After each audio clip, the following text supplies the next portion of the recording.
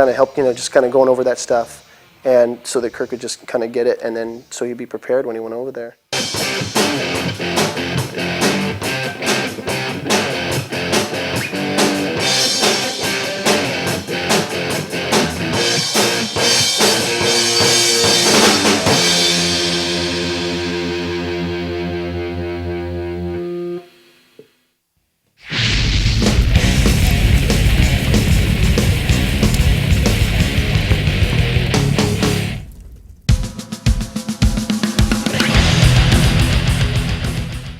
Kirk Hammett grew up in the Berkeley area of San Francisco. In 1981, Kirk formed the hugely popular Exodus. David White again remembers Kirk from his early years. Yeah, at school, he was pretty quiet. But yeah, he always had his guitar, always. And that was always the thing, The Exodus started very early on, and we were all in bands. We were all in early on in high school. A lot of us were in bands, and it was a little bit of competition, and there was a lot of good guitar players out there. Kirk, as far as his guitar playing, I know that somewhere along the line it's just he began to play. Maybe it was he wanted for the girls, I don't know. But as as time progressed, even with Metallica, he wanted to improve, and that's when he sought out Joe Satriani and began to learn more theory. And just excel. Kirk's pretty crazy. Kirk Hammett is a crazy collector dude, which I can identify with because I'm a collector. For years, I've been trying to get Kirk to do a formal interview on camera for a reality check, and he was always kind of ducking me. Well, and that time's not right, this and that, but I'll do one. I promise I will do one. And I finally corralled him at the BAMI Awards, which is California Music Awards, and it's basically a regional thing, California. And Metallica had won some awards, and he was a presenter. And so I saw him. I said, "So we're finally going to do that interview you've been promising me?" And he goes, "You know what? Absolutely, we're going to do it tonight." I said, "Great."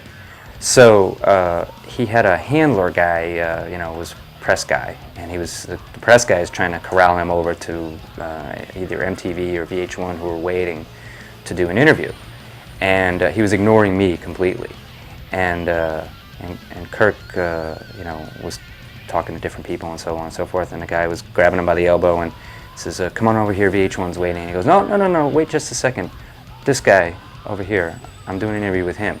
He goes, "But VH1, they're waiting." And he's like, "They let him wait. I promised this guy an interview for a long time. He's a friend of mine. I'm doing the interview with him first." Yep. How are you, bro? Good, how you been, man? Finally to have Kirk on Reality Check. It's been years. It's been days and days and days. How you feeling? Feeling good. I stopped drinking.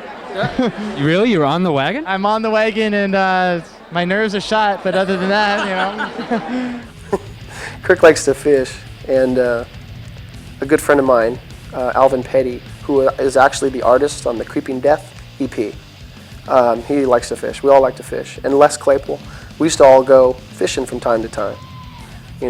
Sometimes we would catch a fish or whatever, but that really seemed to be something that he would look forward to. When they were recording their first album, there was no time to relax. They were working hard and certainly not leading the rock and roll lifestyle.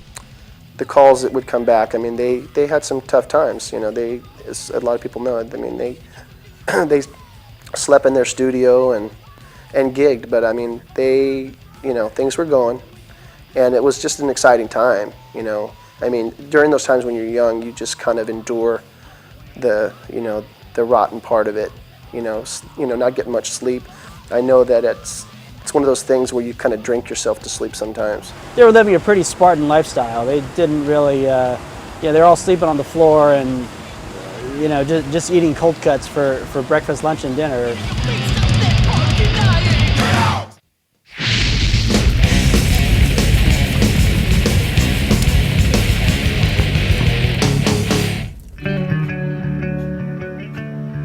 Metallica's first album, Kill 'Em All, was released in 1983 to great commercial praise and success. The band had finally made it. The band would eventually record and release 3 albums in quick succession: Kill 'Em All, Ride the Lightning, and the massive album Master of Puppets. With worldwide success seemingly just round the corner, things suddenly turned for the worst. I was actually staying at Kirk's house, at his mother's house, and his sister and I were getting ready to move into a house because we were going to have a baby. And that morning, it was probably 4:30 in the morning, 3:30, 4:30 in the morning, the phone rang, and her mother answered the phone, and we just heard her, in distress. Oh my God, and we thought something happened to Kirk, and she got the news, and she came in and told us that Cliff had gotten killed, and our hearts just sunk. It was just awful. It was awful. And that day will live with me forever. One evening, the band were travelling on a tour bus between Stockholm and Copenhagen. During the night, the coach had a tragic accident.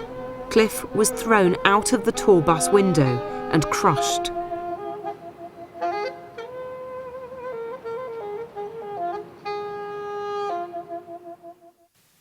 I heard all the varying reports that the driver fell asleep, that there was black ice. And I guess Cliff had played cards that night with the band on the bus. And they had pulled cards to see who would get that bunk, because whoever pulled the card would get to pick whichever bunk they had. I guess that was more comfortable or whatever. So Kirk originally had that bunk, and they pulled cards. Whoever got the highest card got to pick whichever bunk they want, and Cliff picked Kirk's bunk. I was on my way to do a radio show here at KUSF, and I had to break the news to most people didn't know, but we had learned earlier that day that Cliff had died in an accident, and the rest of the band members were injured. And that was September 27th, 1986, one of the saddest days I can remember, because most metalheads at that time, that day, at that stage, had never experienced anyone dying. So everybody who knew him or just seen him play was just devastated. That was like JFK getting shot in '63. I think it devastated the metal community for months afterwards. They were just like, whoa.